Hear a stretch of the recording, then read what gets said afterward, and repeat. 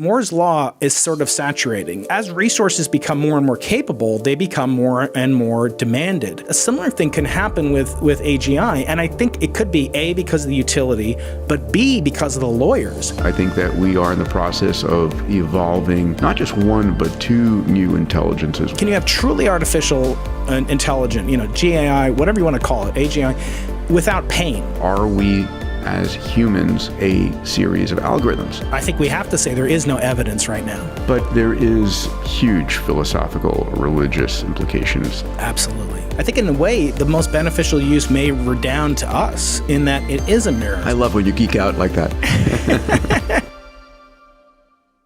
Everybody, welcome to Moonshots and Mindsets. I'm about to dive into a podcast with a dear friend, Brian Keating, an astrophysicist, a cosmologist, and inventor.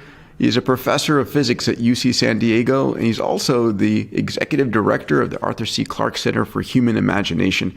He's written a number of books, including Losing the Nobel Prize and Into the Impossible, and we're going to have fun. You're going to hear a conversation around a couple of different subjects. I'd love to hear your thoughts on them. The first is there intelligent life out there in the universe? Is there intelligent technological life? Brian takes the position that there is not, and I take the position that there is. I'd love to hear what you think after we share that debate.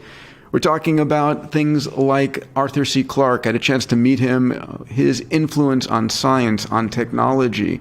Are we alone in the universe, and are we living in a simulation? We're going to dive deep into artificial general intelligence. Is it a good or bad thing? Is it something that's going to transform life in a positive way or negative? Should we be going to Mars or living in O'Neill colonies orbiting the sun? Ultimately, this is a conversation for the 9-year-old kid in you who's excited about the future of humanity in space, the discovery of intelligent life, and really a conversation around the potential for human imagination. All right, let's dive in with Dr. Brian Keating. Hey, Brian. Peter.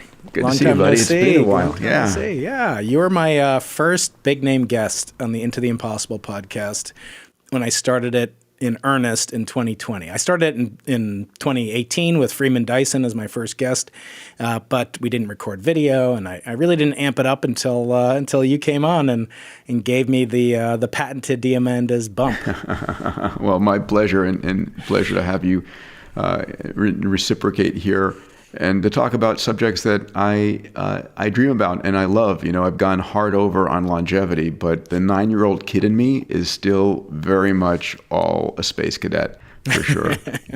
Likewise. And of course, you've been such a generous and friendly supporter of the Arthur C. Clarke Center for Human Imagination, where I am the associate director now. And it's almost 11 years old, I think. And that is amazing. I remember when you and Eric Veary started talking about this. And, I've been a huge Arthur C. Clarke fan forever.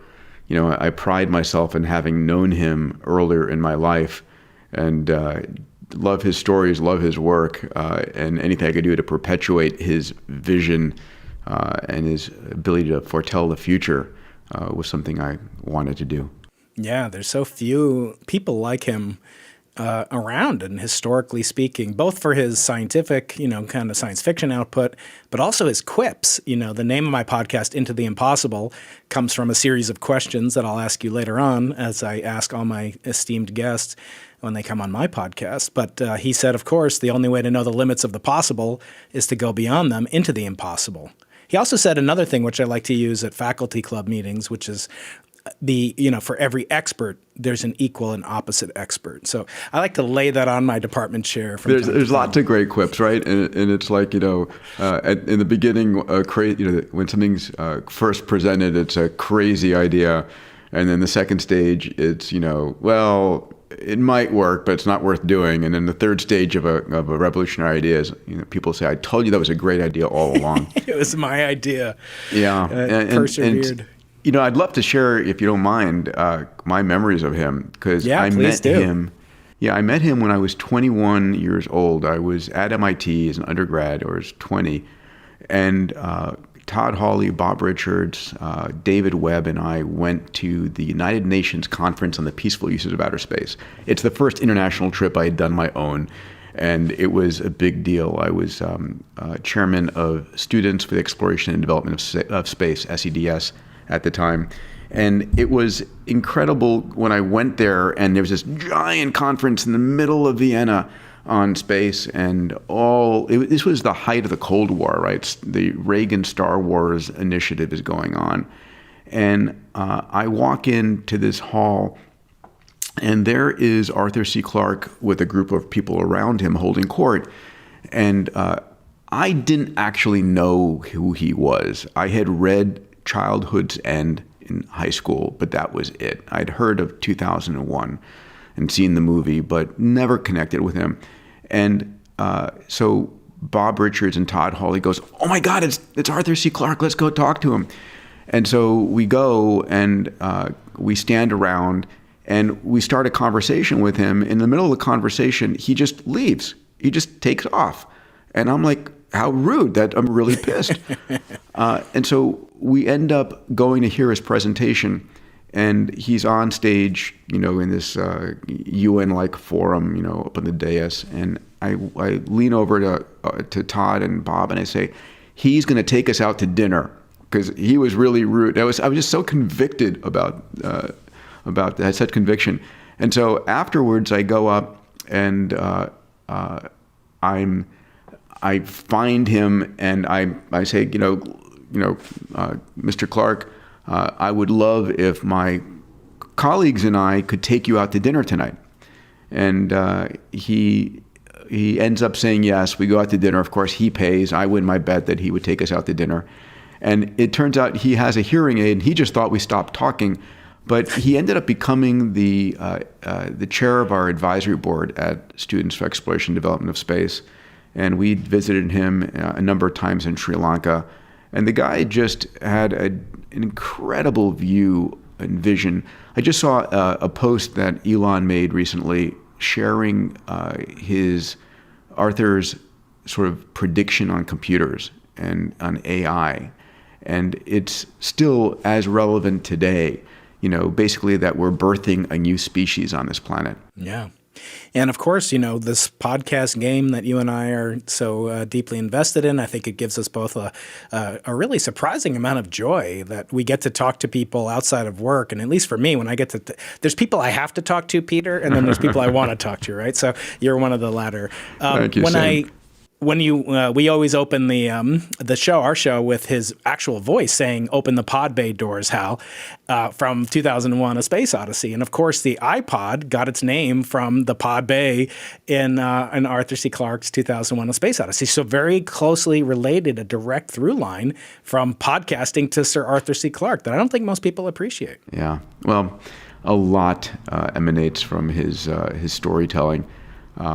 And his stories, his books are still as relevant today as they always have been. What do you think he'd make of the kind of singularity that seems to be approaching, to quote your good friend Kurzweil, with AI? I mean, I've listened to a lot of your Moonshots podcasts lately, and they've rightfully been, I think you are, perhaps the go-to source for some of these great conversations with leaders like Samir Khan and other folks that you've talked to, and of course you've talked intimately with Elon, and you're the only person, Peter, I think that Elon never responds to sarcastically to kind of he says like, I love your optimism, Peter, and I think if he said that to anyone else, they'd be like, what the hell did I do to deserve his wrath? But anyway, what do you think Arthur would think about things like Chat GPT? And I'm using it for teaching. I'm using it for basic typesetting and research functions and coding. It's really blown me away. On the other hand, it needs more supervision than my twins do, and they're on a daily basis. So, as a father of twins, the pleasures of twins. But tell me, Peter, what do you think Arthur would think about it? I mean, if you can invoke his natural intelligence. I think he would view humanity birthing a new species. I think that we are in the process of evolving not just one, but two new intelligences. One is AI on its own, whatever you want to call it, eventually AGI, and call it any name you want, but it's an intelligence that is different from ours. It's not structured like our cortical columns in our neocortex and doesn't work the same, but there is a level of intelligence and growing intelligence there.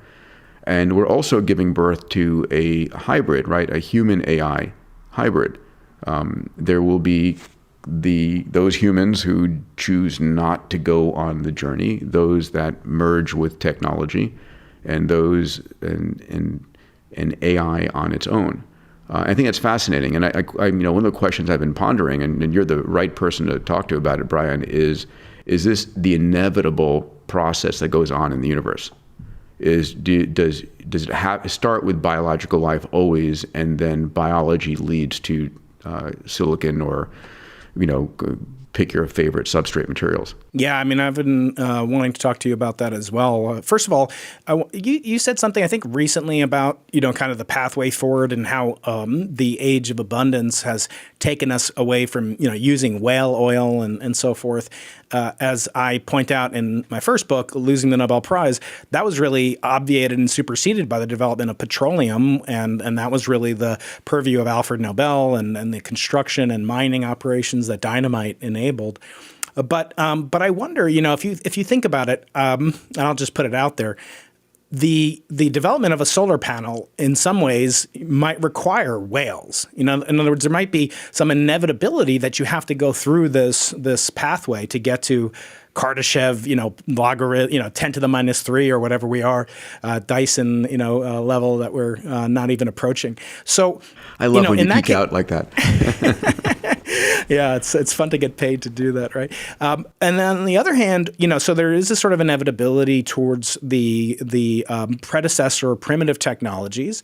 I joked about, well, we needed dinosaurs to get to petroleum, right? And people, it's not dinosaurs, it's okay, it's dinosaur life form. It's ancient, biological hydrocarbons, right? Hydrocarbons. So is that a necessary step? Is that a sufficient step? I think there's no large jumps. In other words, our ability to need electrons would not have happened had we not had oil.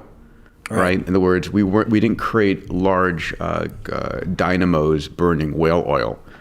Whale right. oil gave us light and gave us the desire for more light to read and to function during the nights. But then it was only higher energy density petroleum, coal, petroleum, other things that allowed us to drive these large dynamos that created electrons. And then we switched over to an electron-driven tech ecosystem. And then we said, okay, how else can we get more efficient electrons? And that came from solar and soon fusion or micro nukes. And so I think that is a required predecessor. Yeah.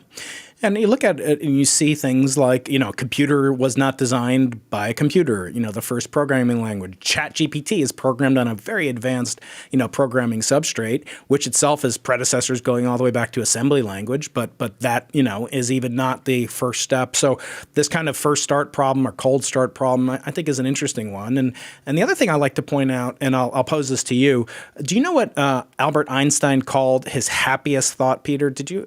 You've experienced this. I think I've heard this, but you've experienced this with Stephen Hawking. So I'll leave it at that. To jog your memory, what was it that you experienced with Stephen Hawking? I mean, it was his joy of being in weightlessness, his joy of being free. 100% so what was exactly Einstein's greatest thought? So his most happy thought, he called this my most joyous thought, was that an observer in free fall will experience no gravitational field. This led to the notion of the Einstein equivalence principle, which led to general relativity. Now, I ask you, Peter, is it possible, A, for an artificial AE, an artificial intelligent Albert Einstein, to A, experience joy, or B, somehow manifest what free fall viscerally feels like? In other words, the greatest culmination, and one of my late colleagues, Professor Hans Parr, used to call general relativity, or we call it GR, as the greatest accomplishment of Western civilization, not just of mathematical physics, but it was a culmination because it took the work of collaboration and the abundant resources, the excess capital left over to allow people to do stuff, the lack of wars and so forth, and communications and math. So he called that the greatest pinnacle. So can a computer, Peter, feel the sensation of joy and free fall? that's going to be the question. Ultimately, the question you're poking at, which I think about a lot, and I ask many people, is and let's just call it AI versus AGI, but what is it that humans can do that AI cannot? Right? Is there anything that AI cannot accomplish?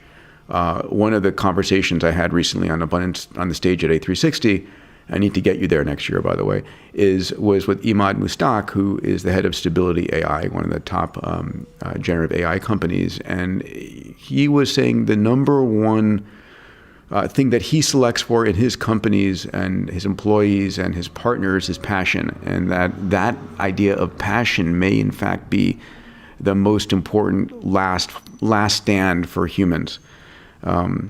And that passion falls into emotions. Can computers emulate love and passion and emotions? I'm sure they will be able to emulate it.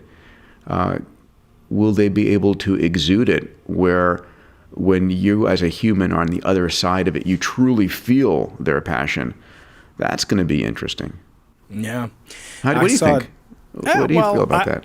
I'm an AI, kind of minimalist in some sense. I'm also an I'm an alien life minimalist too. I don't believe there are any intelligent life forms out there in the universe. We're going to have a great argument about that one. Okay. I believe that if there is life in the universe, it originated from Earth.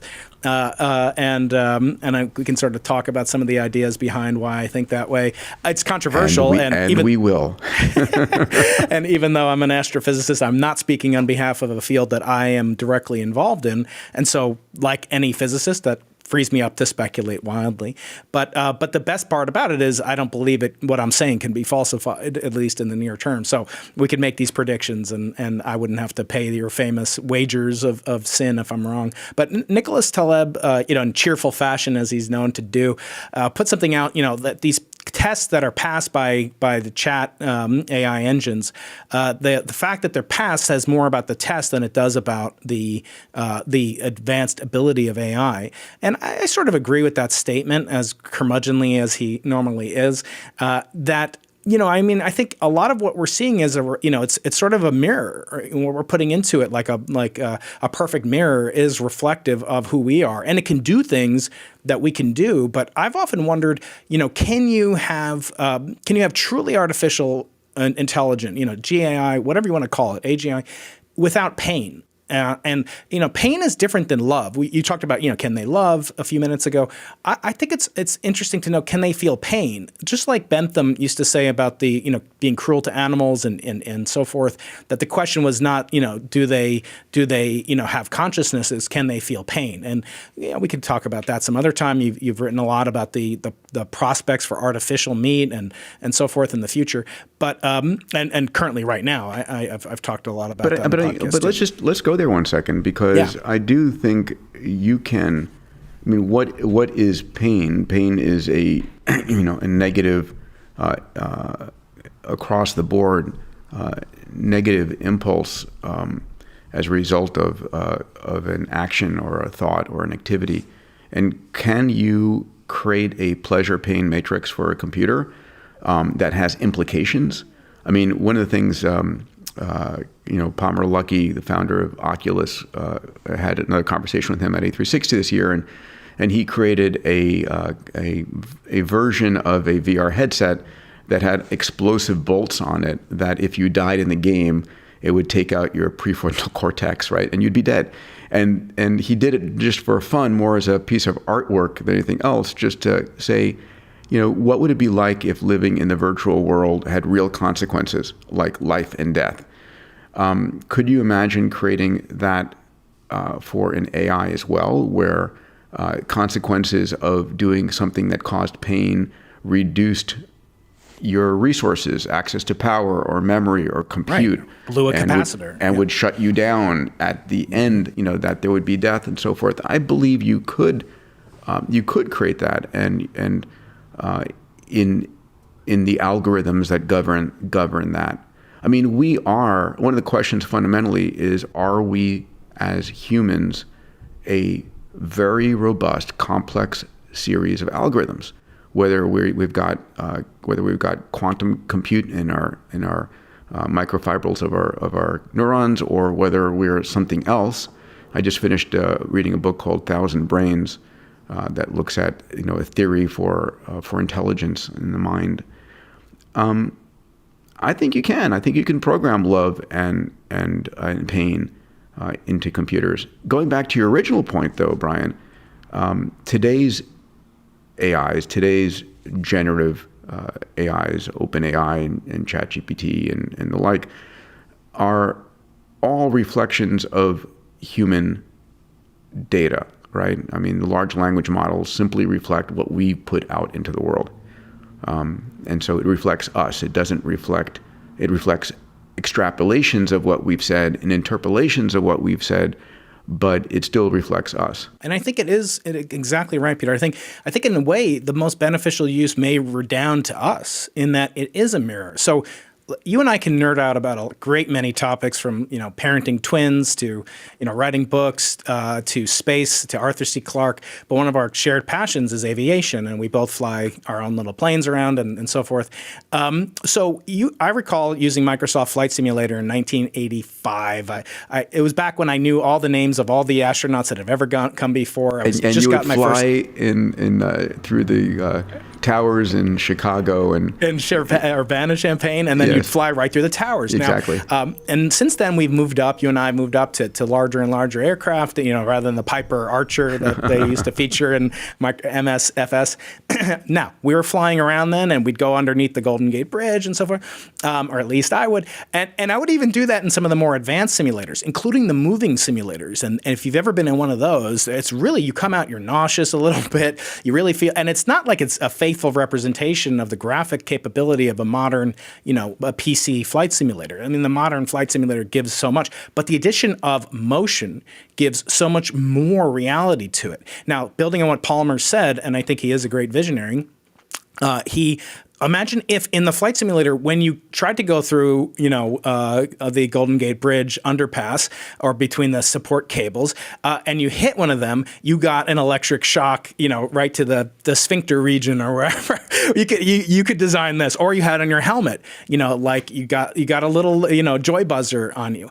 It would, in addition to the level up, of reality of it, it would make you more. I believe it would make you more capable to perceive risks. And I think pre-gaming learn a lot faster. And so another way that I think that AI can help, but I believe it's being hindered. I believe this is true, that Moore's law is sort of saturating.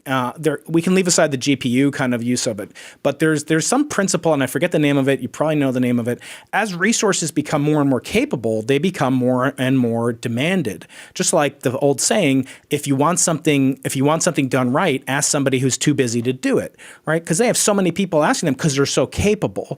Now, I've seen a saturation on the upper end, although it's classified information. We use Department of Energy computers at Lawrence Berkeley National Laboratory. And in that laboratory, they have, the Perlmutter machine. And we don't even know how fast these machines are, Peter, but we know that both our allocations are dropping every year to analyze cosmic microwave background radiation data. That's my area of expertise. And also the net throughput in these high throughput and high performance computing systems, because of their utility, are so in such high demand that actually the Moore's law of performance, where it really counts, the actual end use, how many actual papers are being written, say, or how many new data sets are analyzed, is actually saturating. And I think a similar thing can happen with AGI. And I think it could be A, because of the utility, but B, because of the lawyers. And let me just bring up this fact. So I talked to Eric Topol, a very famous physician down here at Scripps Research Institute, who's involved in imbroglios with the COVID-19. We're not going to talk about that, but he has a book, the Patient Will See You Now, and then he has, a book about AI and so forth and data in medicine. Now, one of the most important barriers that he claims is that, today we see people, it used to be the doctor was sitting there, writing down on his notepad or whatever you guys used to use when you were back in medical school, and then the patient was like looking up at the ceiling, and they weren't looking at each other, right? And then now they say, like, the doctor's typing into a terminal and the patient's on their smartphone, and that's how they're communicating. let's go back to aviation. When you and I are flying and you're landing at Santa Monica Airport and you're flying around in a Cessna, you have to take your eyes off of the outside world and reach over and dial on a knob on an ancient VHF, radio. And then you have to wait, Peter, because you might miss the broadcast of the so-called NOTAM system. You might miss the weather, you come in late, so then you have to listen to the whole 2-minute loop again. Now you're flying, you can't communicate with anybody else. And the plane should know where you're going to land. You're getting me frustrated just listening to you describe what actually happens every day. Forget about AGI. Just imagine there was an Alexa. I actually changed the name of my Alexa so it won't go off when I'm talking to you, because I'll say, computer, close the pod bay doors. Let's see if it'll do it. I changed the name of it. He's busy right now. Okay. But anyway, imagine if we had a device and said, it knows we're coming up on Santa Monica Airport. Let's tune in the VOR. Let's tune in the NOTAM. And then not only would it broadcast visually, because we can read things 60 times faster than we can process auditorily, and it would just be a boon. Now, why isn't that available to pilots right now? It's a $29 unit, right? For God's sakes. Well, it's connected even to worse than that. Why do I have to use a human in the loop at all, right? Because when air traffic control sends me my airway vectors and so forth, it's just uploaded into the computer, and I should get it and say accept, and that's it. Instead of it reading it to me inputting it, reading it back, them saying yes, and it's fraught with error propagation in that regard. And congestion. When you're talking to an air traffic controller, no one else can use that frequency. It's not even like CDMA where every other, you're completely blocking it, which is actually a safety risk too, Peter, right? I mean, some terrorist, right, could occupy Aviation makes medicine look advanced, which is funny. So I think the humans are the ultimate limit, but I do hope that AGI will let us kind of segue out of a world where we're dominated by, kind of the needs of catering to computers and using it more to cater to what we actually need as an end user. This episode is brought to you by Levels. One of the most important things that I do to try and maintain my peak vitality and longevity is to monitor my blood glucose. More importantly, the foods that I eat and how they peak the glucose levels in my blood. Now, glucose is the fuel that powers your brain. It's really important. High, prolonged levels of glucose, what's called hyperglycemia, leads to everything from heart disease to Alzheimer's to sexual dysfunction to diabetes, and it's not good. The challenge is all of us are different. All of us respond to different foods in different ways. Like for me, if I eat bananas, it spikes my blood glucose. If I eat grapes, it doesn't. If I eat bread by itself, I get this prolonged spike in my blood glucose levels. But if I dip that bread in olive oil, it blunts it. And these are things that I've learned from wearing a continuous glucose monitor and using the Levels app. So Levels is a company that helps you in analyzing what's going on in your body. It's continuous monitoring 24/7. I wear it all the time. It really helps me to stay on top of the food I eat, remain conscious of the food that I eat, and to understand which foods affect me based upon my physiology and my genetics. On this podcast, I only recommend products and services that I use not only for myself, but my friends and my family, that I think are high quality and safe and really impact a person's life. So check it out,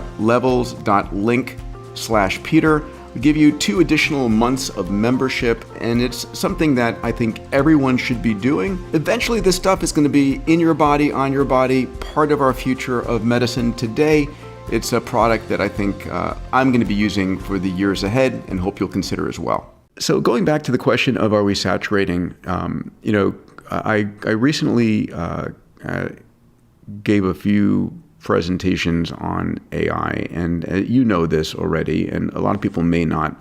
So the idea of artificial intelligence has been discussed since 1956, right? It was the conferences at Dartmouth. And so we're, some 60 years later. And so why now? Why just now? Why these last few years? Is it pivoting? And then you can say, well, it's because deep learning is now a concept. But, it turns out the first deep learning algorithms actually were described and conceived of in the mid-60s, so 50 plus years ago. But what it is 4 factors, as you know. Number one, computation is continuing to grow. We're still on Moore's Law. We're still doubling compute. I just saw Steve Jurvetson just put out a graph that predicts through 2025 that we're just still on Moore's Law. It's still doubling every roughly 18 to 24 months. The second thing is the amount of labeled data is doubling every year. So the amount of data that we're mining in the world is just exploding. The third, which blew me away, it was the efficiency of the algorithms for training large language models has been over 5 years. It's been compounding at 99.5% increase efficiency.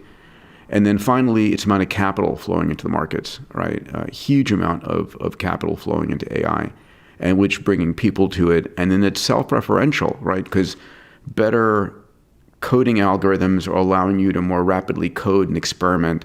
And it's accelerating. It's not slowing down. And so, we've got NVIDIA producing more and more powerful compute than ever before.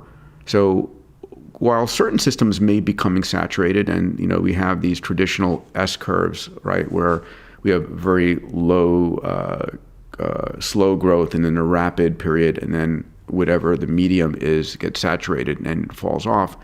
But the S-curves are stacked, and as you well know, we have new capabilities coming online. So I think what's interesting is going to be quantum computation coming online and quantum technologies that will support AI and machine learning algorithms before the end of this decade. Yeah, I think, one kind of concept I've been kicking around with, but again, it's not my area of expertise, which allows me to, speculate wildly and enjoy that there is this excess pleasure that humans get from planning, right? Is we need sort of, and this is now mixing two controversial opinions. Okay, one is that the existence of extraterrestrial intelligence is limited to null, and B, the existence of artificial intelligence is wildly over concerned, or people are wildly over concerned about it. Now let's blend them together. What is the governing equation of the search for extraterrestrial intelligence? It's the so-called Drake equation. And I believe we need a Drake equation for processing the threat or the risks or the prospects for truly, super Turing level AI. And again, it's not my area of expertise. But the one thing I always teach my students, and actually I did this recently, as I'm teaching cosmology to 45 brilliant undergraduates who will have to listen to this podcast and leave a thumbs up for you on your podcast network as well. No, that's how I grew my subscribers so violently. Those 45 students are important. They are. They're really the best in the known universe. So I told them, I showed them the data from Edwin Hubble. Now, you love to quote things that happened 100 years ago, and I have a list of the 22 things that happened in 2022, and you'll make your one for 2023, as opposed to 1923, which I love seeing. So something happened in 1923, and it was called the discovery of an extra galactic nova in the constellation Andromeda, in the so-called Andromeda galaxy. Was it true that we believed there was only one galaxy up until then? We believed we were it. We believed Einstein. Remember, Einstein was 20 years before this in his special relativity days, up until general relativity 1915. So we're talking about 1923. People did not know there were any galaxies outside of the Milky Way. In fact, the Andromeda galaxy, Peter, is the most distant object a human eye can perceive. It's 3 million light years away, which means the light coming to us left that particular galaxy when Lucy was walking upright in the Serengeti Plains. It's just amazing to think about, right? And you can see it with your naked eye. It's the only extragalactic thing you can see. Not counting the southern hemisphere, you can see the Magellanic Clouds, but they're basically satellites of the Milky Way. So when you think about the fact that we didn't know until in Mount Wilson in LA, where you are, that there was the existence of a nova, which is an oscillating brightness or semi-regular brightening star, that can be used as a distance measuring tool using tools that earlier astronomer named Henrietta Lovett had come up with. So that allowed us to measure this. Now, we've only known that the universe had galaxies other than the Milky Way for 100 years, but we didn't know the universe was expanding. And I showed the students the data that were only taken in 1929 by Hubble's associate Vesto Slipher and other people. Now, you look at that data, and the data are horrible. They're like scattered around. The y-axis is labeled wrong. Instead of being units of velocity, he uses kilometers as units of velocity, distances. But the worst part about it is there's no error analysis. Each data point is just put there as if God told you, there's no errors associated with it whatsoever. And ironically, of course, he, as I joke, he misoverestimated the distance, which made the age of the universe 7 times too small. So there were objects in our galaxy which were known at that time, and Earth too, to be older than the Milky Way galaxy. It's like you found out one day you're older than your mom. It's pretty embarrassing, right? And I don't mean if your mom, is your dad's second wife or something. I'm not getting into that. But if you think about it, we've only known that the universe is expanding because of this kind of crude data. But that's very important. I teach the students, never trust an equation or a plot or data that don't have error bars. My biggest beef with the Drake equation, and rest in peace, Frank Drake, who passed away last year, is that there are no error bars associated with it. So I did a talk at the SETI Institute up there in Mountain View a couple of years back, where I went through an exercise. I said, how many people are visiting the San Diego Zoo right now? And it happened to be this time of year, spring break, and et cetera. And you come up with a number, and it's about 7,000. And then if you actually apply an error analysis, an error budget to each of the 7 terms that goes into that, or the Drake equation, you get a number that could be plus or minus 10,000. In other words, it could be negative. It could be people fleeing the San Diego Zoo. And my problem with both the kind of predictions and the catastrophizing about AGI and extraterrestrial intelligence, we don't pay any attention to the error analysis, which is, as a scientist, the most important aspect of any scientific endeavor. Fascinating. Yep, I agree, and I'm in the midst of these conversations on fear mongering around AI. My bias has been that AI is the most important tool that humans are creating in order to help humanity solve the grand challenges. And there's been a lot of fear mongering from Elon and from Bill Gates and from a multitude of other individuals. Now, we have to look at what is the basis for that fear. And like you said, we can break it down. And I don't want to go dystopian in this conversation, but let's take 1 second to go there, right? There is the negative implications of loss of jobs, which is one category. We can come back to that, and that will have real implications. And like I tweeted the other day, AI is not going to replace you. It's somebody else using AI that will replace you, right? We're going to have a astrophysicist co-pilot, Brian, for you. That's going to make your work far more efficient and more rapidly publishable. And if you're not using it, you won't compete with your peers. But of course you will be, and you'll be writing the code as well to support that. But so job loss is one area. The second area that we can name is, in fact, the use of AI by terrorists, by negative forces in society. Is at the same time that it makes us more capable of solving problems, it enables people to cause problems. So that is a second part. And this is where we get to, on one side of the equation, which is AI without AGI. On the other side of the equation of AGI, the first thing you bump into, in my mind, is the terrible twos. If you develop a truly artificial general intelligence that doesn't know its own strength and is trying to figure things out and is exploring and playing, could it, pick up the heavy object and hit the glass table without knowing what the implications of that are, right? So the terrible twos, the early adolescent version of AGI, could be a problem. And then the extreme is a malevolent AI that just, is Terminator. And I think that one is, frankly, highly improbable. I think the version of, AI from the movie Her, that is like, we're bored with you humans, we're going off into the universe. I don't think there's any special resources we have on the planet that Peter, why do they have to get one of the most attractive women in the world to play a part where she's not even featured in the movie? I'm sorry, my wife is the first most attractive woman, but Scarlett has to rank up there. Well done. I'll take notes. So, I don't believe in AI is going to destroy us and is the Terminator. And I think, our Hollywood dystopian movies have just gotten us, our fear-mongering brain activated way too much. Do I think that AI could do things that are unfortunate and making mistakes in its early learning?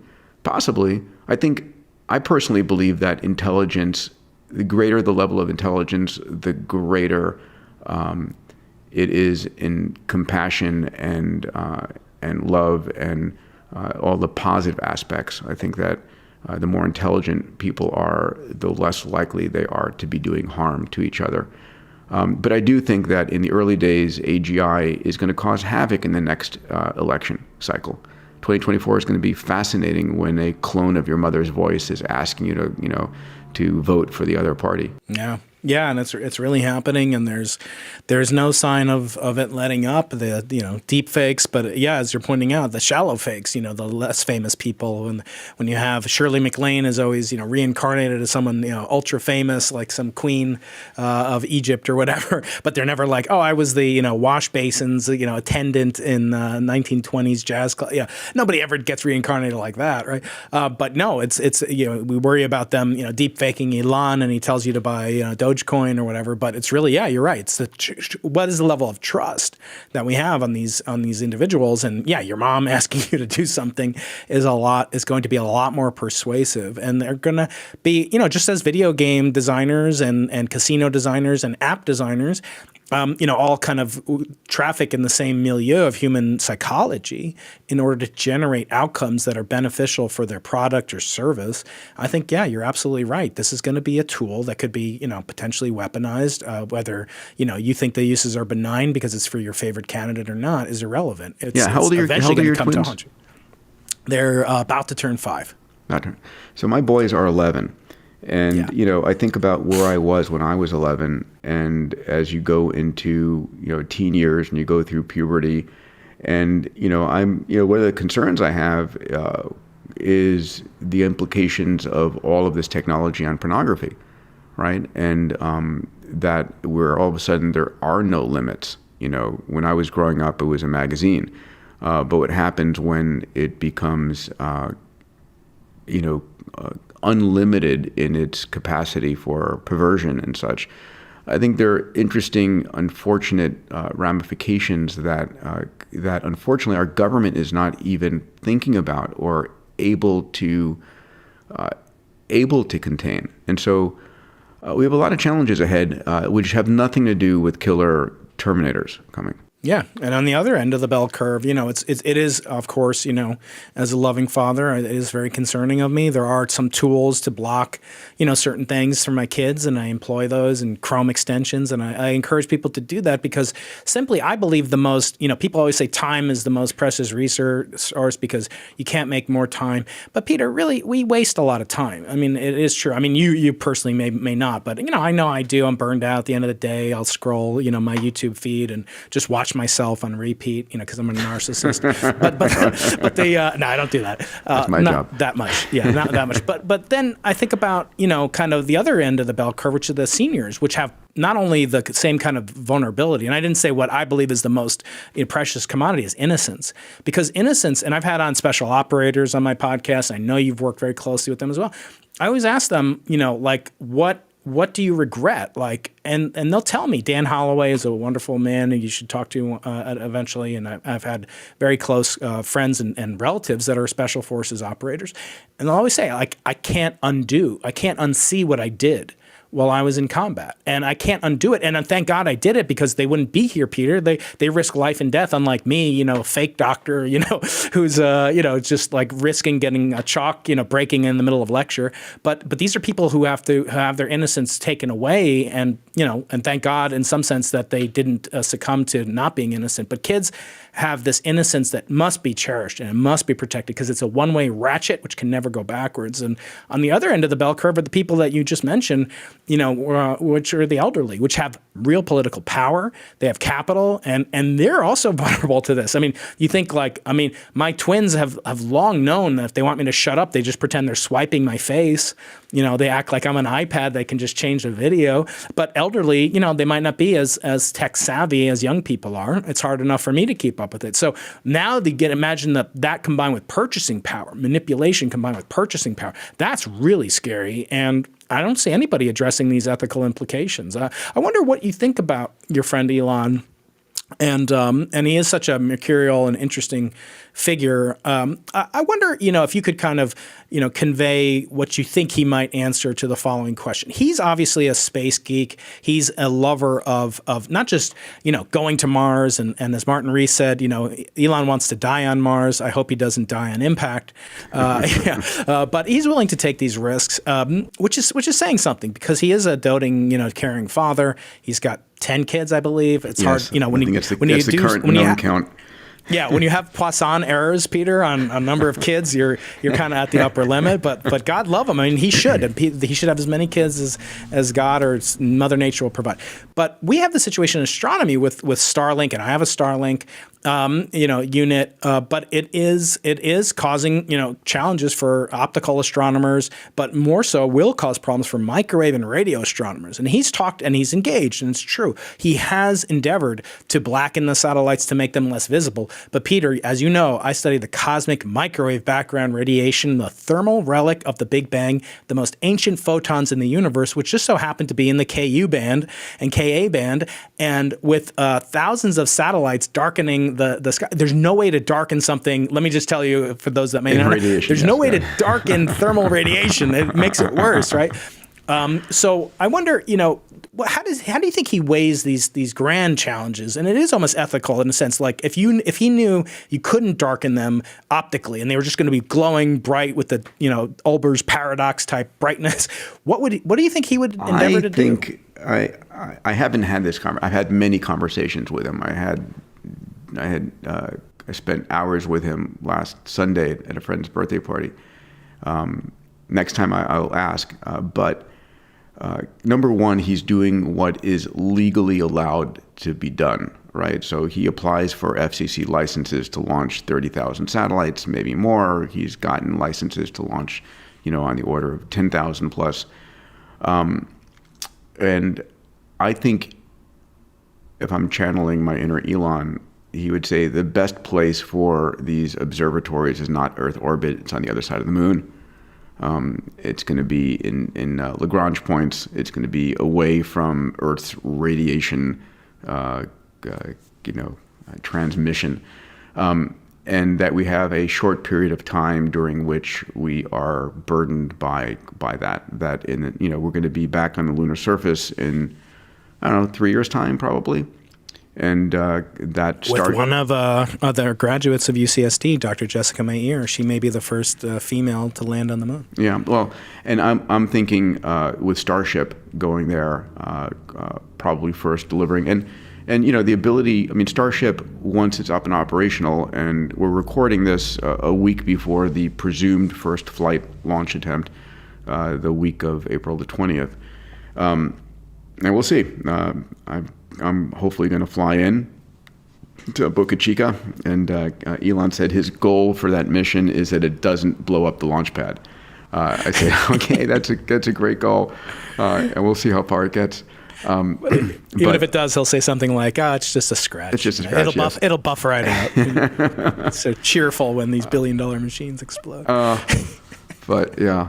Anyway, so I think that Starlink has the potential to do extraordinary good for humanity. We've seen that in the Ukraine, and it's a new, communications layer wrapped around the planet. Yeah, it is causing havoc. I'm surprised that all of this wasn't debated by the FCC in granting the license in the first place. And by the way, it's a very niche. It's how many there are more NBA players than astrophysicists who study the cosmic microwave background. True. But it is a window which, once closed, can never be reopened. And it's actually worse than just the thermal radiation, which would be bad enough because they're moving and they can't easily be subtracted, although we know their orbits. But it's the fact they transmit in the band that we're looking at. So they're equivalent to millions of Kelvin emission, and we're trying to look for nanokelvin level signals. It's impossible. It's like, yeah. But Well, don't if you you get a chance to agree ask that him, what I would be doing as a community is like saying, okay, Elon, fine. But we want an observatory on the far side of the moon.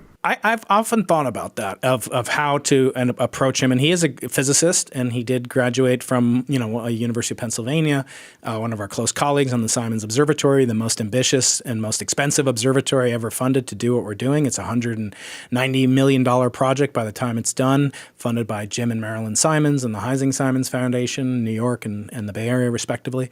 And what we're trying to look for has such incredible ramifications. And I want to use this as a jumping off point to maybe, not just for you to convey to Elon, which would be nice, but that's not really why I'm asking. The second most famous citizen of Lesbos was a man by the name of Aristotle. Second only to you, Peter. And just Aristotle for clarity, my parents were both born on the island of Lesbos. And so on Lesbos, there's a lagoon. And there's a wonderful book called Aristotle's Lagoon. And in it is described the scientific method as understood by Aristotle. And he talks about some of the discoveries, which in the world of physics were almost universally incorrect, Peter. He believed heavier objects fell faster than lighter ones. He believed there were only 4 elements. He had a whole host of things that could have been falsified, easily falsified, as Galileo did 16 centuries later, by just answering a thought experiment by saying, well, if heavy things fall faster than light things, what happens if I just tie 2 light things together to make a heavy thing? Shouldn't they fall faster at that point? And of course they don't. So that was just a thought experiment. It didn't require like a Large Hadron Collider. But one of the things that he brought up was, and he was correct about in the natural sciences, was that whales were mammals.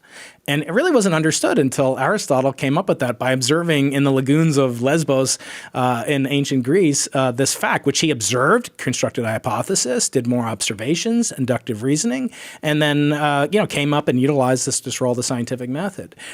When you open your podcast every week, I listen to it. You talk about the massive transformative purpose, and you talk about what the goal of the massive transformative purpose is, to create a dent in the universe unique to the individual, right? We're at the point now, Peter, where we are actually looking for dents in the universe. And it would be in the form of a collision between universes in what's called the multiverse. And this to me is the most... Good. Yeah, this is the most, we have to, as modern podcasters, we have to talk about at least 2 of the following 3 things: Bitcoin, aliens, the singularity, or the multiverse. Or are we living in a simulation? Yes. Exactly. That's right. So we'll have to defer some of those in the interest of time. But getting to the multiverse. The multiverse is perhaps the most far-reaching and bizarre, a scientific hypothesis or paradigm. It's not even really at the level of a hypothesis, because it may or may not be testable. But one of the ways that you could not falsify the multiverse, but you could prove the multiverse. So it's very unlike other scientific conjectures. To whatever extent you can prove something. I always say, in the name of Isaac Asimov, a great writer who influenced the name of one of my kids, I'll let you guess which one. He used to say, if you think the Earth is flat, you're wrong. If you think the Earth is a sphere, you're also wrong, but you're less wrong than if you think it's flat, right? The Earth is slightly pear-shaped. It has a quadrupolar distortion to it because of its rotational act. Anyway, getting back to good old Aristotle and this search for falsifiability or quote-unquote proof. If we were to see the following situation: 2 universes that are each expanding since their own big bangs, which could be wildly different ages of their own universe. Our universe can exist for another 13 billion years without changing too much prospects for life and so forth. They will eventually come into contact. Let's say they're 1 light year away from us is another universe, and therefore that universe, once our universe expands into it or it expands into us, will have some combined Venn diagram intersection where these 2 things are sharing some common sphere. So imagine 2 balloons are blowing up. They're right next to each other. Eventually they hit each other. That is what I'm calling the dent in the universe. So what will happen is another universe will make a physical dent, which can be perceived, according to my colleagues in astrophysics and cosmology, that you'd be able to detect the telltale imprint of the multiverse by the existence of these certain patterns in the cosmic microwave background that I study. And those would be unequivocal, and you could actually use that to motivate very high confidence the multiverse exists. But if there's an infinity of universes in the multiverse, because I don't think you can say, is it 0, is it 1 or infinite? It could be. So there's multiple multiverses, of course, right? So there's a multiverse in time, which is where the universe expands and contracts and keeps making more and more universes, but they're actually physically distinct in space. There's a multiverse, and this is all, kind of the numbering scheme is courtesy of our mutual friend Max Tegmark at your alma mater. And this impact of the multiverse would be another distinct universe, another level of the multiverse. In his nomenclature or counting scheme, there's 4 different levels. The multiverse could be distinct universes. It could be one. It could be an infinite number, or it could be a finite number, where that finite number is motivated by something called the string landscape, which comes from certain properties of what's called the vacuum state in phase space of different models of string theory, which is a number which is effectively infinite, as Max has pointed out. It's actually, the number is finite. It's 10 to the 500th universes. But Nice. Max has shown that once you get above 10 to the 80th, which is, no small number either, that you also effectively are in an infinite universe where you'd have infinite copies or effectively infinite copies of events and people and so forth. So you're right. There are multiple levels, one of which is that there's an infinite number of other universes. And one where there's almost infinite. But I mean, if that's the case, I would imagine that this indentation would have been occurring constantly all the time everywhere, unless they're out of phase in some fashion, I guess out of phase is the only way I could describe it. Well, when you go to Texas in a week or so, you'll see, the Gigafactory and so forth. Imagine you bring with you two pieces of sand from Santa Monica, and you put one at one end of the Gigafactory and you put another one at the other end of the Gigafactory. Those 2 grains of sand, relative to their size, are closer to one another than the 2 nearest stars in the average vicinity of the sun's solar neighborhood. In other words, space is unimaginably vast, right? And that shouldn't stop people to try to explore it and so forth, colonize whatever. But the important fact to note is that it's very large. So that when Milky Way galaxy combines and forms Milkdromeda, when the Andromeda galaxy, which is only one of 12 galaxies, Peter, out of 100 billion to 1 trillion galaxies being discovered by Webb and other instruments. There's 1 trillion galaxies. Say 12 of them are not moving away from us. It's spectacular when you think about how rare it is that we inhabit this universe. But when one of those 12 crashes into the Milky Way with violent fervor, nothing will happen. If there are people, they won't even notice. The stars will pass almost right through them, just like if you shot 2 grains of sand past each other in the Gigafactory, not a damn thing would happen, right? So space is vast, and with the universe and the multiverse, the same arguments could apply. It may be extremely rare. That's why I said you can't falsify it. You can't say the lack of observation but of if you these detected dents. it, you could prove it. Yes. I was curious. I was going to ask you the question: how many universes, how many galaxies do you hold in your mind as the current number? I mean, I remember sort of an average of 100 billion stars per galaxy, and then it was like at one point it was 100 billion galaxies in the universe, and then it was 1 trillion. Then I heard as many as 20 trillion, and so where are you now? A couple of trillion is the current estimate? Yeah, it's all like location, just like real estate here in California. One of the fun things was do you remember Avogadro's number from chemistry? Yep. 6.02 times 10 to the 23rd. Yep. If you one estimate of the number of galaxies and the number of stars gives you Avogadro's number of stars in the universe. So I thought that was fun. That's right. And people then use that to make a claim of the existence of life elsewhere in the universe. And we have to get to that, Peter, because it's a mandatory in our contract, that we both signed to have this podcast. But let me just get back. We don't know we don't even know how many stars there are in the Milky Way galaxy, let alone how many galaxies there are total outside of the Milky Way galaxy. And so we make approximations. It also gives, has anyone ever given you a star, Peter, in the International Star Registry? Yes, I have. Early on in my life when it first came out, I think I have a couple of those stars. It's an interesting gimmick. What I wanted to just tell you is that, speaking on behalf of all, professional astronomers, that's absolutely meaningless. Nobody looks up and says, there's the Diamandis HD 2460. Okay, but that doesn't stop me from having the idea that now we can sell universes in the multiverse. And so I have the Keating. If you go to my website, Peter, briankeating.com, I will let you buy a universe from me in the multiverse. But nice. Actually, seriously, I want to make an offer to your... I want to make an offer to your listeners. I have these chunks of rocks. Let me see if I can find one right here. I believe is one. I don't know where my kids have taken it. Yes. Nope. That's a battery. Sorry. Let me look around. Here it is. Okay. So I have chunks here, Peter. Okay. This is a chunk of a 4 billion year old asteroid that fell. It's a metallic chondrite, looks like. It's a metallic chondrite, right? Yeah. So it fell in Argentina in about 6,000 years ago. It was discovered in the 1500s. And it was brought to Earth the old-fashioned way by gravity. But if you have a .edu email address and you sign up for my mailing list, briankeating.com/list, you will automatically win a fragment of this meteorite, because my massive transformational purpose, which I know you're going to get to at some point, involves creating and connecting millions of minds in a network to really bring free education, as you do so wonderfully. So I believe education is the sine qua non of humanity and what we do exquisitely well, and which doesn't actually need a university. And don't tell Gavin Newsom, my boss, but I would do the job I do for free.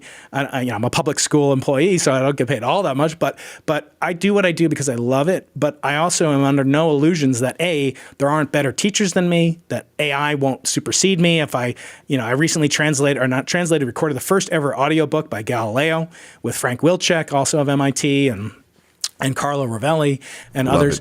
And this book, I realized in doing it, has 1 million words, 3 characters. It's like a play. Galileo was a phenomenal writer. You can get a copy also on my website of the audiobook. So briankeating.com, just to reinforce it in people's memory. And so what we did is we took all that and we just read it. But I was like, why don't I put this into like some chat engine? This is 2 years ago now. So it really wasn't as prominent in my frontal cortex. But I realized, Peter, I could be replaced by Galileo for a lot of things, but one thing I replaced by Galileo in the form of an AI, which is easy to do now, and the fact that nobody has done that yet is kind of giving me an opportunity to do it. But the bottom line is, what I want to do is connect the ability to educate people for free. And I think that will unlock, because nothing's more abundant than free digital education. I mean, we can just, the 5 Ds, right? We can just democratize it and demonetize it. And that's what I want to do. So in particular, the .edu folks, I'm interested in reaching them, because the main obstacle, I think, to higher education and the unlocking, Elon is not limited by money, Peter. He's limited by brains. I mean, he's limited by how many engineers and so on. So anyway, I want to scale this up. I don't believe that you need to go to a university, even a public one, necessarily to get an incredible education, and I'm trying to, in one way or another, to demonetize it as much as I can. Yeah, and if there's 2 massive disruptions that's occurring this decade, it will be education and healthcare, right? COVID was a tipping factor. I don't think we were going to see the full implications of what occurred as a result of the shutdown for the next 5 years, but there is a massive reinvention of education and a massive reinvention of the healthcare industries, both of which are unfortunately performing very poor per dollar invested. Okay, now the single most important conversation that one could have is there life out there? Is there intelligent life out there? And we can talk about out there being our solar system or our galaxy or our universe. Welcome to the great debate, ladies and gentlemen. On one side of the story, Brian Keating says, no, we are the only ones out here. We are alone. Do not screw it up. Please, the Earth is precious. Technological life. Just, we have to be clear. You're speaking of intelligent life. Yes? Technological life, yeah. Technological life. A dolphin swimming through the salt pools of Titan, that would not count. I believe that is possible, but I'm strictly speaking about intelligent life. I think that makes the odds of me winning this debate much higher. Okay. On the other side, Peter Diamandis is no, intelligent life is ubiquitous in the universe. It is a forcing function that comes out of the laws of physics. It's reverse entropic, and it is something which we're just beginning to understand. All right, boxers, take your corners. Let the debate begin. We need a neutral Brian, party. Since you're younger, smarter, and better looking than me, you're first. All right, Peter. I've had 2 peak experiences in my life in terms of my career as a scientist. One has involved launching rockets into space to look for the signatures of first stars and shooting a Nike missile out of White Sands missile range and getting clearances and so forth together. And the other two, peak experience is going to Chile, 17,600 feet above sea level in the Atacama Desert. And the other is going to the South Pole, Antarctica.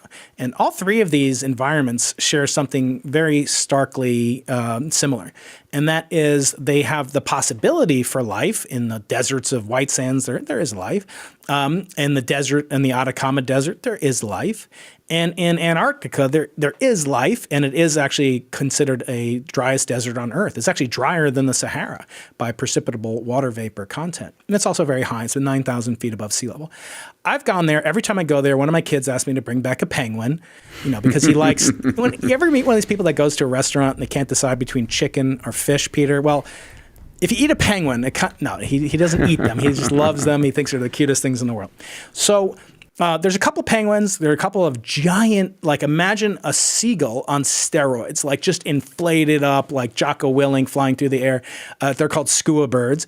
And that's basically it. There's no other, there's some seals and stuff that come on the ice, some orcas. But then when you get to the South Pole, there's nothing there. There ain't nothing there. And in fact, 112 years ago, humans made it there for the first time. And then it sat dormant for 50 years. In other words, we've not been back to the moon in longer than it took for them to discover the South Pole, reach the South Pole. And then for humans to go back in the 50s and 60s, it only took 40 years to do that. We haven't been back to the moon in 50 years. Let's hope that changes. At any rate, my argument is connected to this calculation that you did a few minutes ago, which is, Avogadro's number. Sometimes I call it a guacamole because it's, Avogadro's number. But 10 to the 23rd, that's just basically, or 10 to the 24th, take a trillion stars in each galaxy, a trillion galaxies, nice round number. Now, that's all fine and good. Now, imagine, though, that you have let's say there are 8 hurdles, Peter, that life had to get to be technological. And let's call those hurdles, first of all, there had to be on some particular planet an abiotic scenario, unless we believe that life came from the Earth, which we know that the solar system exchanges material. So I will send your .edu listeners one of these meteorites for sure. I will not send them the little tiny fleck of Mars that I got a long time ago, also purchased legally through proper channels, not collected by some rover. And that flake of Mars meteorite costs more than a 10 kilogram fragment of these metallic chondrites that I will send to you. Anyway. That came to us from Mars, the more expensive one. So that means Mars and the Earth exchanged materials. And in fact, you can buy, if you get a sample of the moon, Peter, collected by the Apollo astronauts, you will go to jail for many, many years as a felony. If you get one on eBay, which I've collected them, you'll just, give them out, but they're expensive. The solar system exchanges material back and forth all the time, which means not only can stuff come to Earth from Mars, stuff from Earth carrying tardigrades or what have you can go to Mars.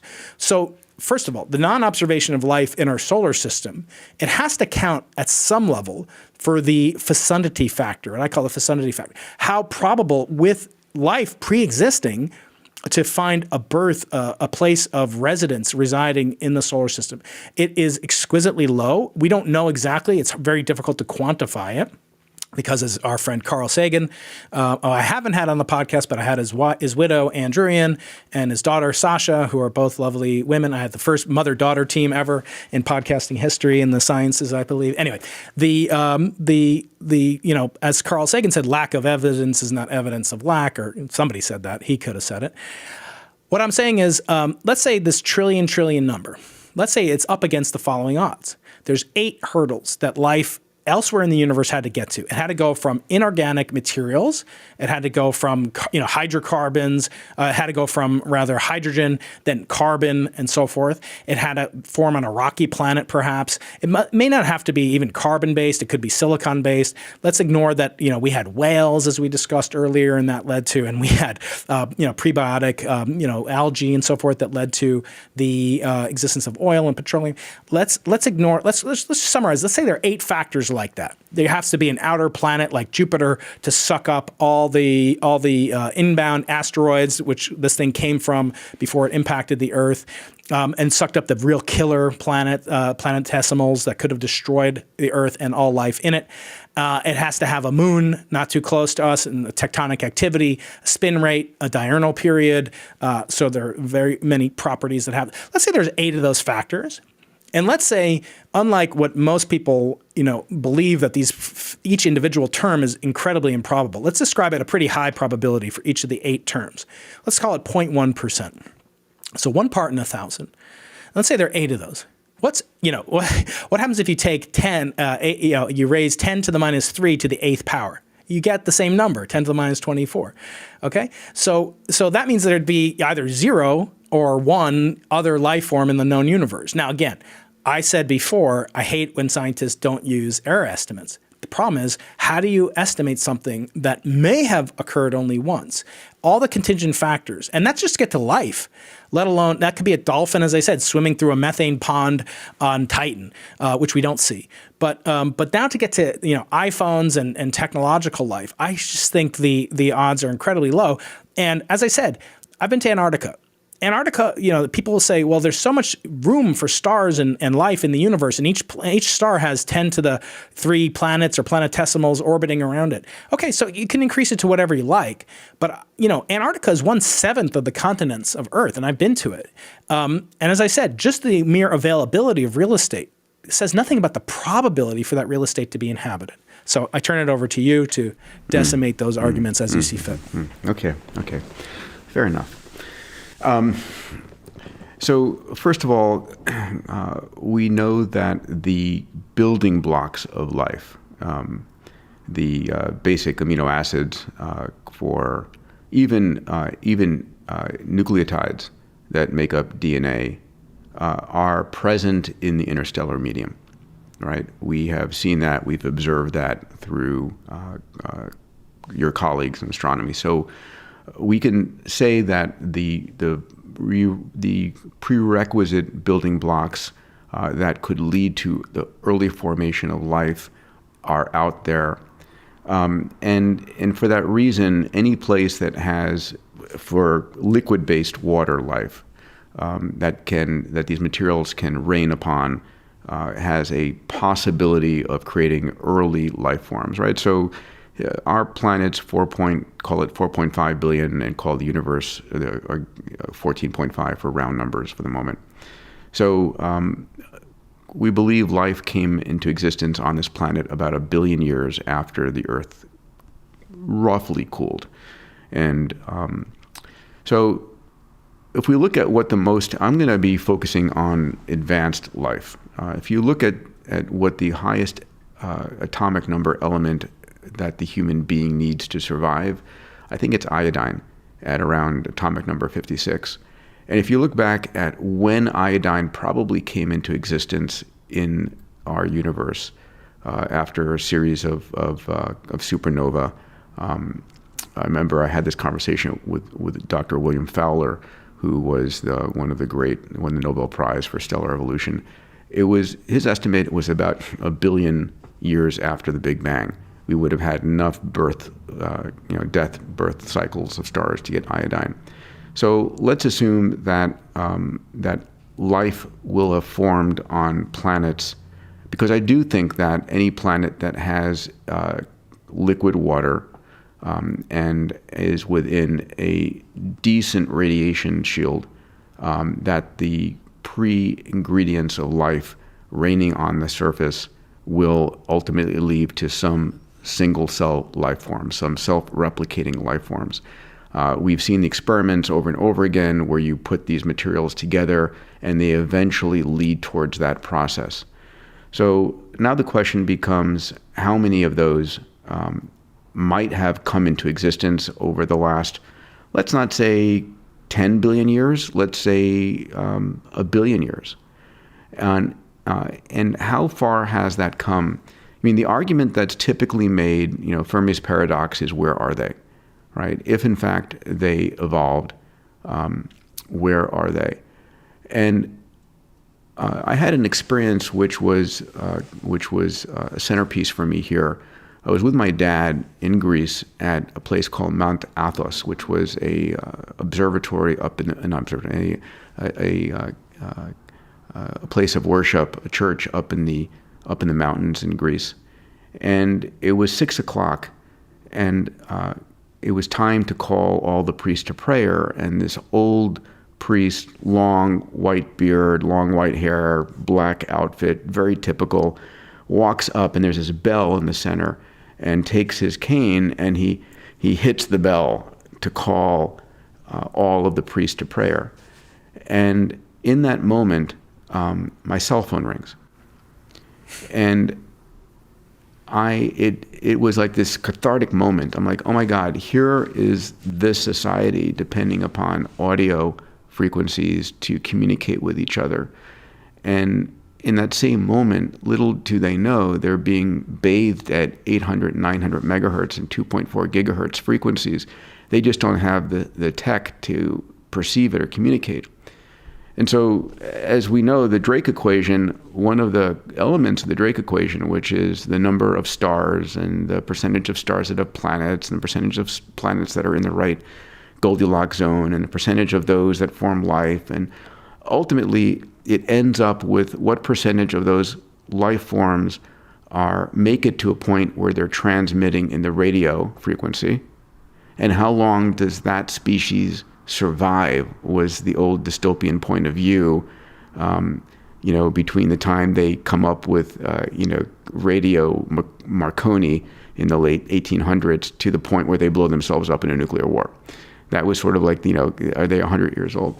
And I want to interpret that a little bit differently, which is, I don't know that the way we can and will be communicating in 50 years even involves radio frequencies anymore. Is there a more fun? I mean, I would imagine we know very little truly about the extent of all the laws of physics, and there may be much more energy efficient and information efficient mechanisms that, once they're discovered, will flip a bit and all of this old stuff goes away.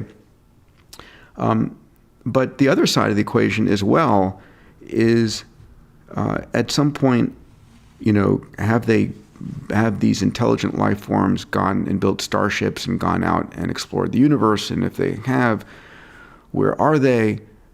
Then my mind turns to conversations like, if a life form that was much more intelligent and could do interstellar travel, I'm sure they could visit the planet and be undetected.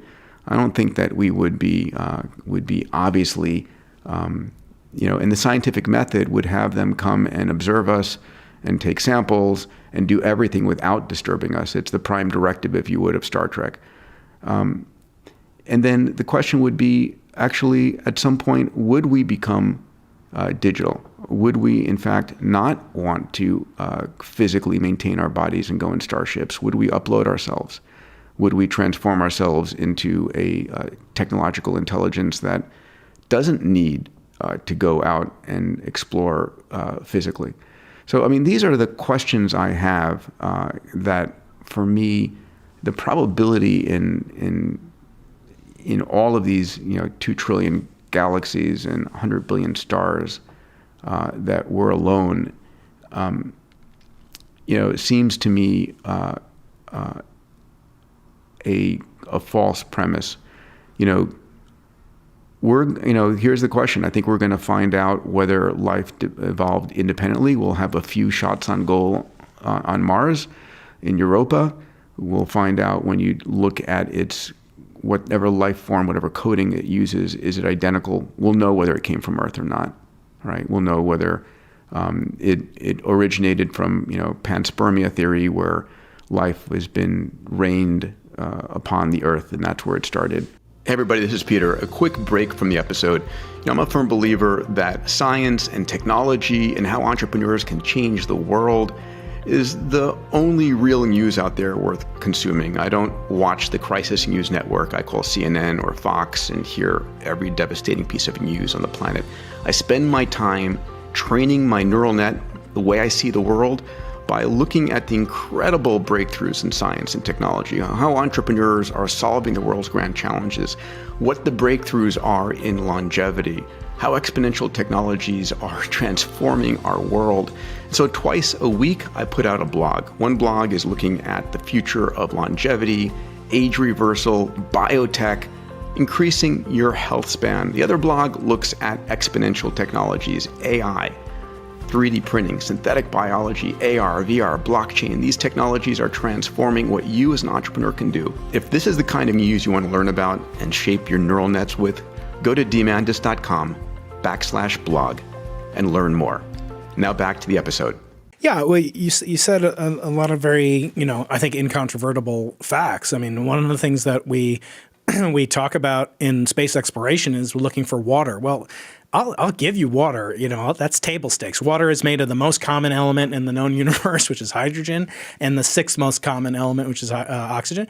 Very easy, very stable. I'll stipulate that it's been found, in craters on the moon, in ice form, and obviously on regions of Mars. So water's not a problem. Even forming, the precursors to amino acids. The problem is that, and I'm glad you brought up Willie Fowler, who was a very close colleague of two of my colleagues here at UC San Diego, Jeff and Margaret Burbidge, who equally, I believe, deserved the Nobel Prize, but we won't get into the politics of why that happened. And Hoyle too. Hoyle came up with the theory of panspermia that you mentioned. He also came up with the name The Big Bang. He was a really irascible character. I interviewed his best graduate student, Jayant Narlikar, who's still alive and with us in Pune, India. But at any rate, all these precursors, again, it depends on how you do the error analysis. When you say, I believe, based on this large number, that aliens, are not, there's alien technological life, okay? That's incontrovertible, but you're using as a predicate the kind of phase space of available objects that could form habitable nucleation sites for primitive life to form. So first we have to stipulate how easy or hard it is for that to happen. And another colleague of the Burbidges and Fowler was located here. His name is Harold Urey, and he's the progenitor of the famous Miller-Urey experiment, which when you go through it, is very persuasive sounding. And many people have used it. Neil deGrasse Tyson, we talked about it. This is the experiment that lightning caused energetic nucleation of cellular forms of life. Yeah, basically you have a very an oxygen vessel. You put in some phosphorus. You put in some nitrogen stuff that was composed. They thought at the time of the early Earth's atmosphere. Then you shock it, and out comes some sludge, which when you analyze it has either some precursors to amino acids or amino acids themselves. But look what went into that. And I'm not even going to get into the theological implications, but they went down to the chemistry stockroom, which is located here in Urey Hall, and they got a beautifully 99.9, 5 nines pure, isopropyl alcohol, and they got this thing and that thing, sterilized reagents, sterilized vessels, Bunsen burner at the exact right temperature. It's very different than a stromatolite, in Australia. Very different. And there was a mind behind that, right? There were some people, and I'm not getting into intelligent design. I have my own challenges with that. You can see me kind of go off on people like James Tour and also even on Stephen C. Meyer, who I consider a friend. But the point is, Peter, that a lot of these things trace back to premises which depend very strongly on what's called the Bayesian prior that you apply. So again, if you say the prior is how many stars it could support, how many planets, I can give you any number you like. But it's just like if I said there's 7 continents, Peter. So you'd expect a uniform prior for 1/7 of all intelligent life on Earth to be in Antarctica. When I go there, Peter, I'm not even the smartest person there. I might be the heaviest person there. I might be the only native New Yorker there. I don't know. There's only 200 people there. In the whole continent that's bigger than Texas. But why wouldn't you stipulate the same as at the bottom of the Marianas Trench or at the top of the troposphere? I mean, there are going to be in a gradation of environments of heat and energy, food densities, and so forth. Places which are ideal for life to form, and places where it's not ideal. And I don't expect there to be intelligent life across the entire planet. Across every star, right? All it requires is there to be a single nucleation point if the intelligent life is then able to modify its environment.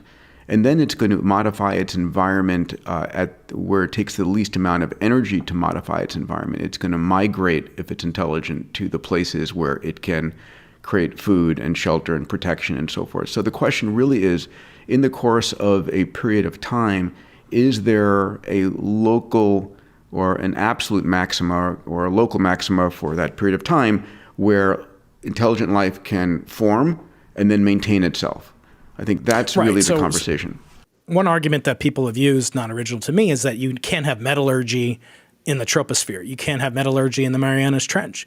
You can't get from basic materials to forget about going from prebiotic ooze to, I always say going from rocks to Rachmaninoff, or from, bacteria to Bach. I have a million dad jokes. That's one of the benefits of becoming a father, right? But the point is, I don't have conviction that just because it's so improbable for technological life to exist throughout the universe, that there is none. But I do believe, almost to the fact of quasi-theological conviction, not by you, Peter, but by many people in the SETI game, that it's almost inevitable because of the large number hypothesis. And that's exactly what Carl Sagan meant when he wrote with Andrewian, my past guest, in Contact, that if there is no other intelligent life in the universe, it's an awful waste of space, as Ellie Arroway's dad told her, right? So, and fun fact, that's modeled on a real person, Jill Tarter, who's a friend. She's a wonderful guest. You should have her on.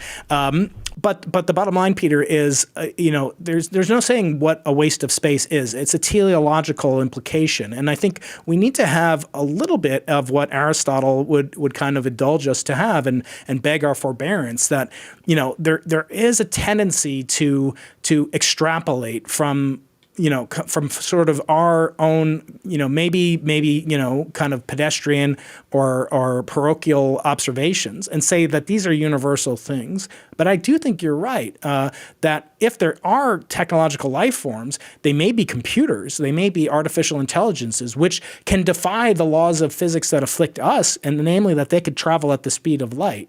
So for all these reasons, and believe me, no one would be more psyched and pumped for the existence of extraterrestrial life, as long as it doesn't want to eat, middle-aged, New Yorkers like me, with a little bit too much avoirdupois, hydrocarbons. I'm storing, Peter, they say you should always have, 6 months of money and 6 months of food on hand. I keep the food on body at all times.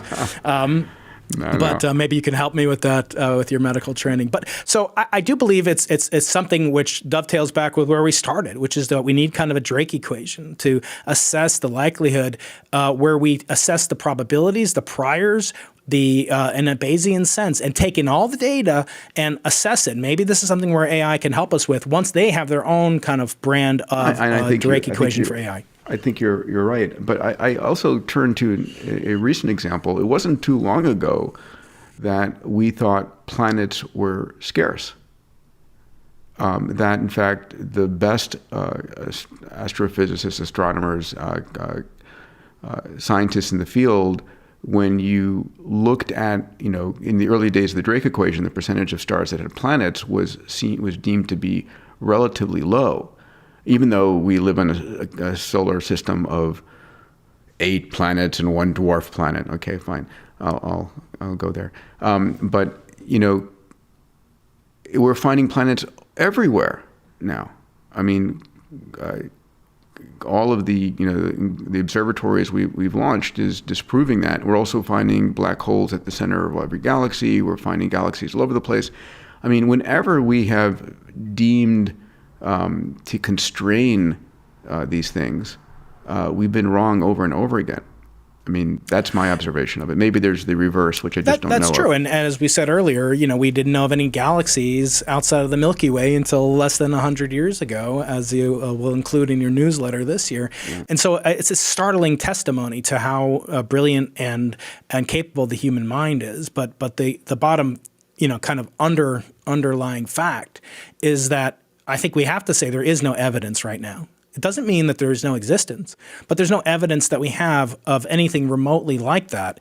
And for that reason, I think it's almost it's because people assume that there is life, I think it's important to have, maybe it's my contrarian side, but to have, kind of a counter examples and present things, because I think, it's like these people that make a bet that their favorite sports team is going to lose the big game. And in San Diego, that's no problem because we've never won a major championship in any sport whatsoever.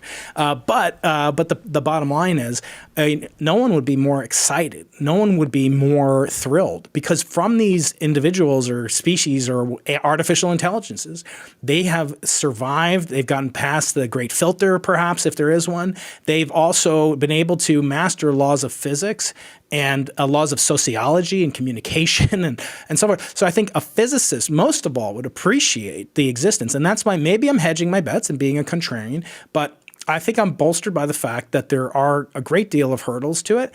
And the final thing I'll say, Peter, is do you care about your, 82nd, grandchild to the power 2 to the 80? Do you care about like 100 generations, 1,000 generations, as Will McCaskill talks about? We're in the first inning of a overtime or extra innings game. I mean, I don't know the names of my great grandparents, right? It's likely my great grandchildren won't know my name, except for if they tune into the most popular podcast of all time, Into the Impossible.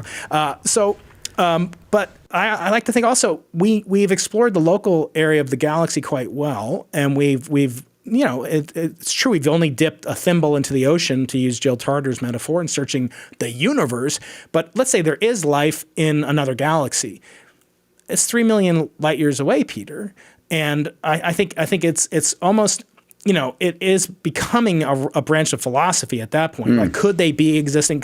Yeah, but what do you really care about? Just like you care about your kids and your grandkids and maybe their grandkids. It's hard to really think about, well, I'd really care if there was a child living in M51, the poster I have behind me, the Whirlpool galaxy that's 86 million light years away. But there is huge philosophical, religious implications to humanity, right? It is. I think it's one of the top two interesting questions you could ask. The other is, how did the universe come from a non-universe? How did life come from non-life? How did consciousness come from non-consciousness? And then how did technological life come from non-technological? I think those are the 4 big bangs that are most interesting to me. And I love those, and those are all good sessions for us to have in the future. Can I ask you one question to wrap up? If I can ask you one question as well. Do you want to go first? Absolutely. Turnabout is fair play. You want to go first? Sure. So as I ask my guests on Moonshots and Mindsets, if I were to fund an X Prize for you, the Keating X Prize, what would it be? What would you want innovators around the world using their shower time in the morning, their sleep and dream time at night to solve? What challenge? What would they have to build, demonstrate, make happen to win the Brian Keating X Prize? Is the monetary amount unlimited, or is it still $10 million? No, it could be $10 to $100 million. We have launched $100 million prize, and I was very happy Elon funded. I've got 2 more $100 million prizes that will be launched hopefully this year.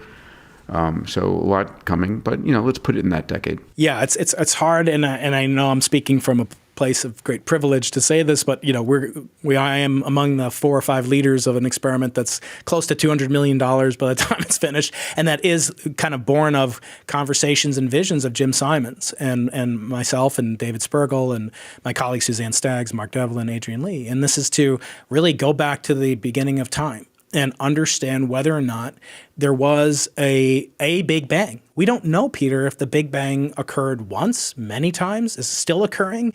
And so I think keep on reading the James Webb Space Telescope has disproven the Big Bang over and over again. No, that's all nonsense. Of course. They've learned much more than we ever thought possible, and they've built upon what Hubble's been able to do. But there's no sense that they've done anything to do what the clickbait type headline suggests of disproving the Big Bang. But what I mean is, we don't know if it was a singularity. We don't know if the Big Bang occurred once, not at all. Perhaps the Big Bang is a misnomer, as Hoyle described it, as a euphemism for orgasm, meant to disparage and deride the theory that he called atrocious, because he believed in a steady state universe. Well, there are modern incarnations of the steady state universe, and that's kind of what I have dedicated my life to, along with this desire to bring, basically zero cost education to consumers to think scientifically. And I think that's the greatest hope that humanity has, is to really completely, devalue or de-economic, incentivize what I do for a living. So I'm undercutting my own financial, venal instinct, which is that I want education, at least in the STEM fields, to basically be free. And I want it to be the equivalent of we walk around San Diego and thank God it's a very, very healthy economy down here, but we have our share of homelessness. And my wife and I were voyaging around, and we found at least the homeless have cell phones. Okay. You can debate the policy, is that good or bad? And we, whatever. They have access to information. They have access to data. They can enrich and better their lives. Peter, we need to do this at scale. And to make it really scale, as you've pointed out to me, we need to make it almost free. And it should be free. It does, and it will be. And there's lots going on right now from the Khan Academy and GPT-4 and what Imad Mustaq is doing in Malawi with providing tablets and generative AI education platforms for all the students there.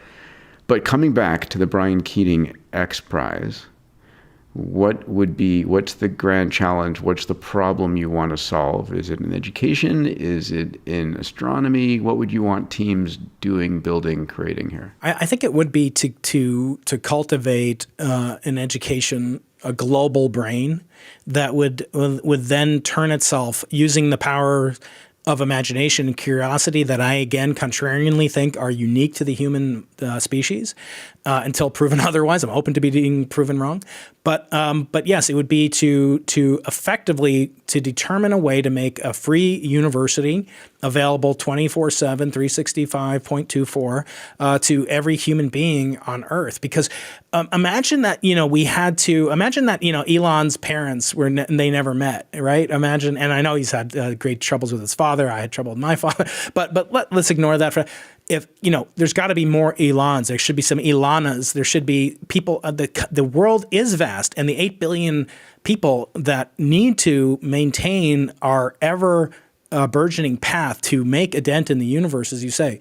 I think that can only occur with STEM education, Peter. I think that you can actually learn English from learning science. I have a weird, reading Galileo, reading Aristotle. Come on, these are the greatest minds in history. And reading, Abdus Salam, Steven Weinberg.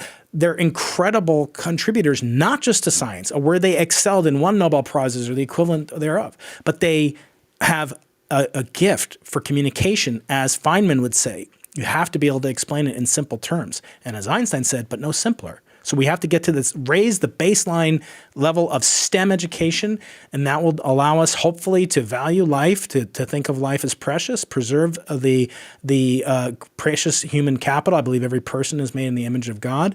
And then protect the planet, which means to expand our horizons. Not necessarily outside of Earth. I think we should save Earth. Beautiful. All right. Accepted. Now your question, my friend. All right.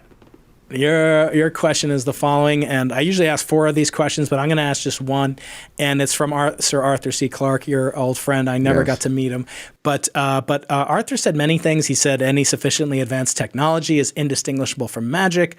He said for every expert there is an equal and opposite expert, and he said the following. Thing as well. He said when an elderly, you're only like 2 years older than me, I think, but an elderly but distinguished, you are very distinguished. When an elderly but distinguished scientist says something is possible, he is very likely to be right. But when he says something is impossible, he's almost certainly wrong. Peter, I want to ask you, what have you been wrong about? You're the most optimistic person, cheerful person. I emulate you as best as I can. When I think of myself as being depressed, I say, what would Peter do? But I want to ask you, what have you been wrong about? What have you changed your mind about that you thought was impossible but really is possible? Well, so listen, I take some extreme positions. One of the positions that I take is that we can significantly extend the healthy human lifespan or health span, right? That we can break through what has been 122-year upper age limit. That there are species of life on this planet, the bowhead whale that goes for 200 years, the Greenland shark can go for 500 years. And if they can go that long, why can't we? It's either a hardware problem or a software problem, and we're going to be able to solve that problem, and that the tools to solve those problems are coming online this decade. So that's my belief, which I believe is probable. And, could I be wrong there? Possibly. But I think it's a matter of time, not a matter of if. So I guess your question is, what do I think is impossible that I could be wrong about? So, the challenge is I don't spend a lot of time thinking about what's impossible. I think it's probably impossible for today's governments to deal with the rate of technological change that will be occurring in the next 2 decades as we head towards Ray Kurzweil's singularity. I think that it's that we're going to see governments failing as a result of their inability to maintain control. And so that's going to be interesting, the question of whether or not they will be able to reinvent themselves fast enough to stay viable as a government. So that's one element that I think of as kind of impossible. Anything you feel you've been wrong about, or I've been wrong about timing on a number of things. So I started an asteroid mining company a decade ago, and I remember having a conversation with Elon about it and saying, "Hey, would you buy liquid oxygen if I brought it back from these carbonaceous chondrites?" And he goes, "Of course I would, but I think you're way too early." And he was right. And I'll take another shot. By the way, Jim Simons has an asteroid, and I told him about your asteroid mining, and he said, "I have mining rights on my asteroid," so he'll be interested too if it does come around. A couple billionaires in your corner, won't it? Yeah. Well, I think it will. I think we're going to see the human species evolve off planet. So one of the questions, of course, I think about is it planetary or O'Neill? Gerard K. O'Neill, a friend, a mentor at Princeton, advocated for creating colonies in space, rotating space colonies that would house on average 10,000 individuals. That was a wide enough genetic pool and a pool of skills, and that those colonies would bud like amoeba, and you'd rebuild and you'd go on an exponential growth curve. But rather than get into the deep gravity well of Mars and having to use energy to get off it again. So, I'm much more of a Moon and O'Neill colony guy than I am a Mars guy. So, I might be wrong about that. Maybe Mars is the place we need to get ourselves to. We'll see. I'm like, really? It's kind of... I'd rather colonize the moon and start building, with robots and AIs, O'Neill colonies out there, and not, dive back into the gravity well. So, that's another area of interesting debate. I don't know. What else? Where else you want to take it? Well, I think in the interest of time, I should wrap up because my young folks, my twins are getting restless, and there's nothing worse than the formidable fours, as you know. Peter, it's been a great delight. It's always a pleasure to talk to you. And anything else, that you'd like to have my audience be aware of on your side, I'm going to have a link to your newsletter, which I get and look forward to eagerly devouring every time you write something. I subscribe, follow you on Twitter and elsewhere. Anything else that would be of interest to my listeners? From my handles are at Peter Diamandis on Twitter and Instagram, and diamandis.com is my website. You can learn a lot more, and of course, moonshots and mindsets. And Brian, how about yourself? Where can my listeners find you, and which parts of your life are the most important for them to dive into? Well, I just got one of your final onboarding emails that said, "I'll see you in the multiverse, in the metaverse." So I'll see you guys in the multiverse of minds. Most places I am as Dr. Brian Keating, Twitter, YouTube, Instagram, etc. But the most important thing is really to connect, especially the young people, I wrote several books, one of which is called Into the Impossible, named after Arthur C. Clarke's phrase in this as well. It's really a self-help guide, Peter, of all things. I never thought I'd write a self-help book for my second book. You endorsed my first book, which I'm so ever grateful for. And Julianne Guthrie, who writes about you and her book, she endorsed my second book. But I'm really trying to really reach the undergraduate, high school demographic, college, and even graduate students and postdocs and young faculty, because there's a crisis of loneliness and isolation and imposter syndrome. And I opened the book with my friend who wrote the foreword to the book, Barry Barish, up there in LA, who won the Nobel Prize for LIGO, discovering two black holes crashing together at a quarter of the speed of light, 1 billion light years away, Peter, imagine that. And I asked him, what advice would you give to your former self? And he said, don't have the imposter syndrome when you're 80. And I'm like, you can't possibly have the imposter syndrome. You won the freaking Nobel Prize. And he said, no, you got it wrong. When I won the Nobel Prize, I got it worse than ever, because when you accept the Nobel Prize, which I'll never find out about because of my first book, Losing the Nobel Prize, which we'll talk about some other time. When you win the Nobel Prize, you have to sign a ledger that says, I got my check and I got my 24-karat golden medallion. And I'm a curious dude, said Barry. And he looked through the pages and he saw Richard Feynman. And he said, oh my God, Marie Curie, oh my God. And he saw Einstein, same book as me. I'm not worthy. And I said, Barry, guess what? I have good news. Einstein thought he was unworthy. And he said, of who? He said, I felt the imposter syndrome when it came to someone named Isaac Newton, because Isaac Newton did more, according to Einstein, than any other human being for Western civilization. And I said, that's not all, Barry. Don't worry. Even Isaac Newton had his own imposter syndrome. He said, you got to be kidding me. And I said, Barry, you and I are both Jews, but there was a man that Isaac Newton worshipped, and that was Jesus Christ. And I said he felt he never lived up to it. In fact, he felt his greatest accomplishment was he died a virgin, like his mentor, Jesus Christ, but he failed in many other ways. So, Peter, wow. I wrote a lot. I do a lot. Go to my website, briankeating.com, sign up. If you have a .edu email address, you'll win a meteorite guaranteed. If you don't have one, you're entered into a drawing to win one of the first 100 listeners of the podcast. But Peter, thank you so much. This has been a real honor. You've been so gracious. You helped me with my TEDx talk. You helped me with my book. And I can't wait till we be together in person like we were when I was writing the book in 2016 with Sean Carroll, who is no longer in Los Angeles, by the way. Well, buddy, a pleasure. And let's not wait that many years again for our next podcast. Let's not. Be well. Great to talk to you. Bye.